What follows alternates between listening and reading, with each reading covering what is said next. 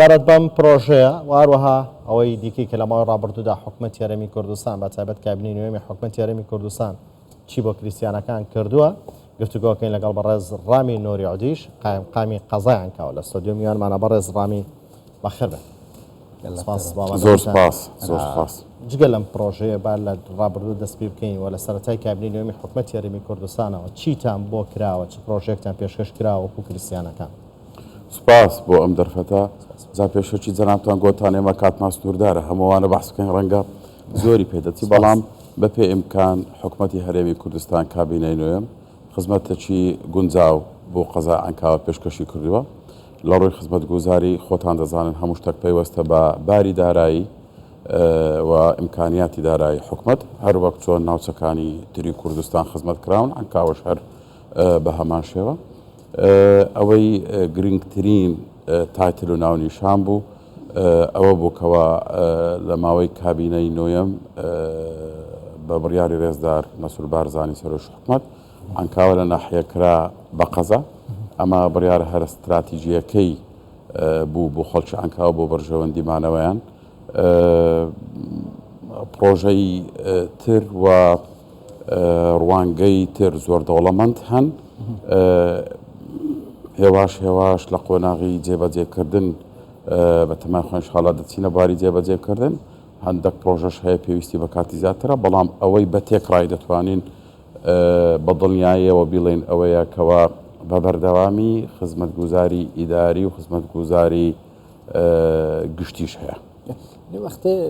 بەحسە ڕاشۆناوچێتی نوکەژی یعنی هەموو بەحسە شەڕە و ئاگرە و لێدانە.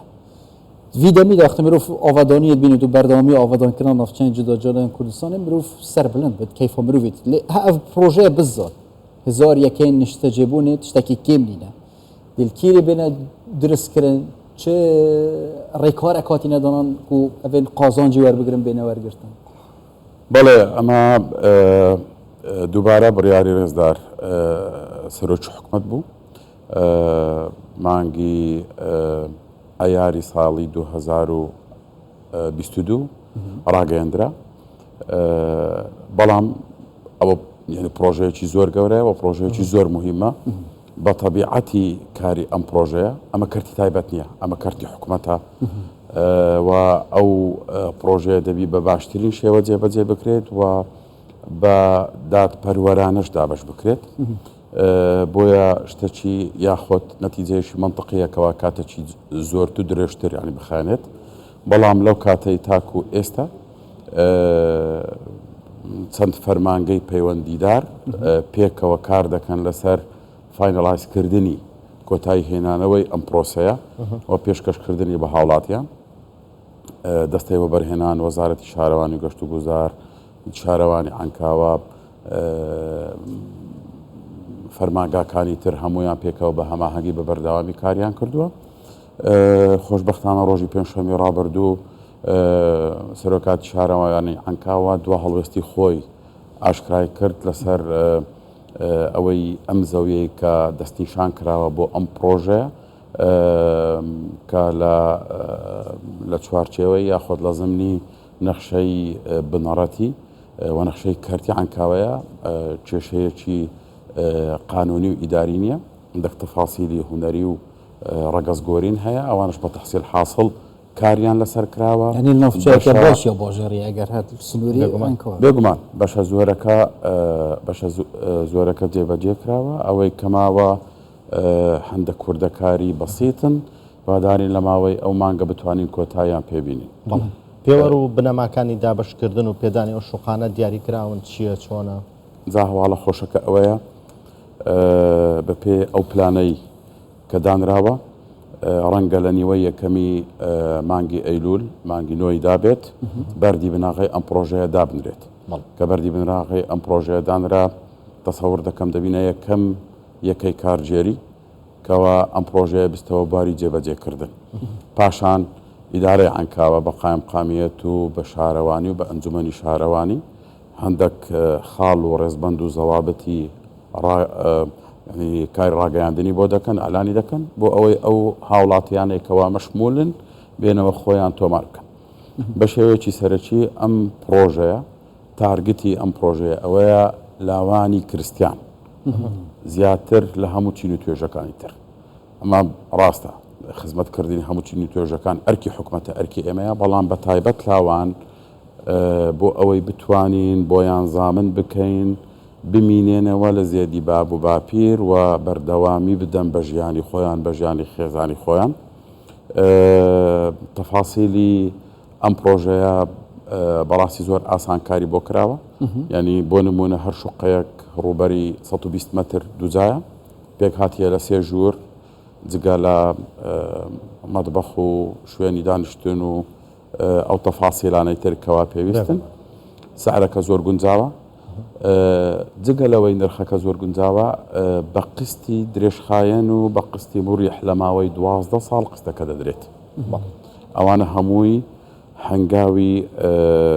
ئەوە بوون بۆ ئەوەی پرۆژەیەکی متەکامل ئەو کاتەی کە خایاند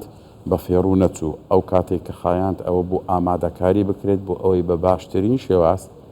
بڕیاری ڕێزدار سەرۆکی حکوومەت جێبەجێ بکرێت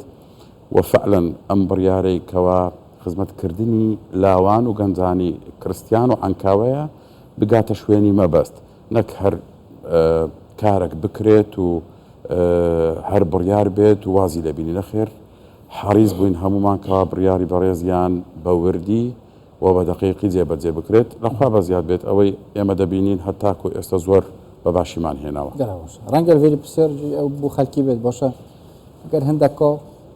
وەرگرتن و ناوێتوانەوە دەرچوون کڕین و فروتن پێتێتەکردن یانژی هەمی ئەوەکی قەدەغەیە ئەوش بووی کریستیان هاتنە چێکردن دەبێت کریستیان تێدا بن ئەف یەکەی نیشتەجێ بوون چکە ڕەنگە هەندێکژی وەکە دەرفەتێک ببینن بازاری تێدا بکەن کڕین و فروتنێ تێدا بکەن ئەنی بێگومان خۆتان دەزانن عەنکاوە تایبەتمەندی خۆی هەیە و مەبدەئە هەرە سەرەکیەکە پرینسیپی هەرە سەرەکیەکەی کابینەی نۆیەمی حکوومەتی هەرێم ئەوەیە پاراستنی دموگرافیای عەنکاوەیە بۆیە من بە تەسەورم هەرچەندە قسەی من پێشوەختانەیە بەڵام ئەوە تەسەوری شخصی خۆمە کاری کرین و فرۆشتن هەندێک زەحمەت دەبێت لە قۆناغی یەکەم ئەمە مەبەستمان ئەوەیە ئەم پرۆژەیە لە بۆ تیجارەتکردن و قازانجکردن نییە ئەوە لە بۆ نیشتەجێکردنی خەڵکە بۆ ئەوەی خەڵک بتوانن بە ئیستیراحەت و بە دڵنیابوون مەسکەنی خۆیان هەبی و لە شاری خۆیان نیشتەجێ بن و دوو دڵ نەبن و قەلەقیش نەبن کەوا بەکرێن و کرێتین و بتوانین ئێمە یارمەتیان بدەین لەم بوارەی بەتابەتەنگە خێزانێک کوڕ و کچێکی گەنج سازە هاوسەرگیریان کردوەچنە شوقەیەکەوە بەڕاستی ئەو چینەی کەوا مستهدەفە ئەو چینەیە بۆیە بەڕاستی ینی پرۆژەکە هی ئەوە نییە کاری کرین و فرۆشتن لەسەری بکرێت سەرەڕای ئەو مەفکری ئەوەشمان کردیا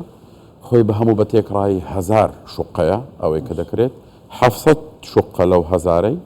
خازعی ڕێنماییەکانە خازعی زەوابەتی ئیدارەی عەنکاوە و ئەنجومەنی شارەوانی عەنکاوە دەبێت 300 شوقەی تر داماناوە ئەوە بەرهێنە ڕەبەڕێزەی بە مەرجی ئەوەی تەنها لە بۆ خەڵکی عەنکاوە بفرۆشرێت